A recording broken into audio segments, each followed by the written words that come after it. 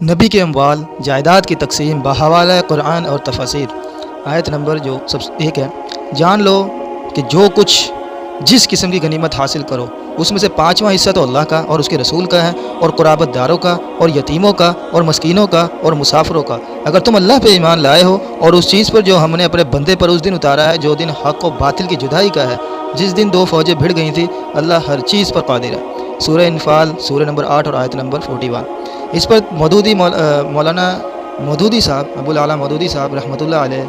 کی تفسیر،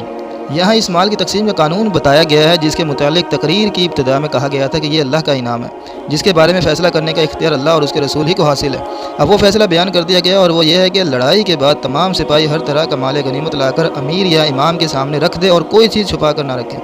پھر اس مال میں سے 5واں حصہ ان اغراض کے لیے نکال لیا جائے گا جو آیات میں بیان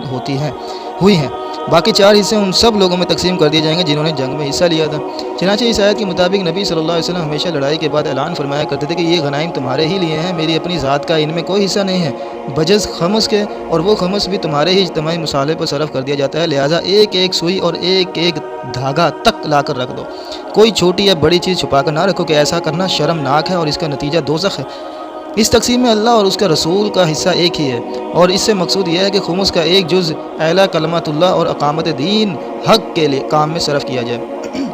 رشتہ داروں سے مراد نبی صلی اللہ علیہ وسلم کی زندگی میں تو حضور ہی کے رشتہ دار تھے، کیونکہ جب آپ اپنا سارا وقت دین کے کام میں صرف فرماتے تھے اور اپنی معاش کے لیے کوئی کام کرنا آپ کے لیے ممکن نہ تھا، تو لامحالہ اس کا انتظام ہونا چاہیے تھا کہ آپ کی اور آپ کے اہل و عیال اور ان دوسرے اقربا کی جن کی کفالت آپ کے ذمہ تھی ضروریات پوری ہوں، اس لیے خمس میں آپ کے قربا کا حصہ رکھا گیا۔ لیکن اس امر میں اختلاف ہے کہ حضور کی وفات کے بعد بھی ذوالقربہ کا یہ حصہ کس کو پہنچتا ہے، کہ ایک گروہ کی رائے یہ ہے کہ نبی صلی اللہ علیہ وسلم کے بعد یہ حصہ منسوخ ہو گیا، دوسرے گروہ کی رائے یہ ہے کہ حضور کے بعد یہ حصہ اس شخص کے قربا کو پہنچے گا جو حضور کی جگہ خلافت کی خدمت انجام دے، تیسرے گروہ کے مطابق یہ حصہ خاندان نبوت کے فقراء میں تقسیم کیا جاتا رہے گا۔ جہاں تک میں تحقیق کرتا رہا ہوں، خلفۂ راشدین کے زمانے میں اسی تیسری رائے پر عمل رہتا تھا۔ الحمدللہ رب العالمین۔ یہ مودودی صاحب کی تفسیر تھی، اور انشاءاللہ العزیز آگے دوسرے مولانا حضرات کی تفسیر بیان کی جائے گی، اور نہایت سادہ عام فہم انداز میں اس آیت کو سمجھنے کی کوشش کی جائے گی۔